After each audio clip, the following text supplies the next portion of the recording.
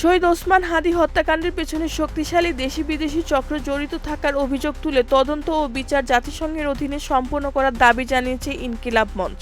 এ লক্ষ্যে প্রধান উপদেষ্টা ডক্টর মোহাম্মদ ইউনূসকে জাতিসংঘে চিঠি পাঠানোর আহ্বান জানিয়েছে সংগঠনটি। ৩ ফেব্রুয়ারি রাজধানীতে আয়োজিত এক সংবাদ সম্মেলনে এ দাবি জানান ইনকিলাব মঞ্চের সদস্য সচিব আব্দুল্লাহ আল জাবের। তিনি বলেন, শহীদ শরীফ ওসমান হাদীর হত্যার পেছনে শক্তিশালী দেশি ও বিদেশি চক্র জড়িত। দেশের প্রচলিত ব্যবস্থায় এই হত্যাকাণ্ডের সুষ্ঠু বিচার সম্ভব নয়।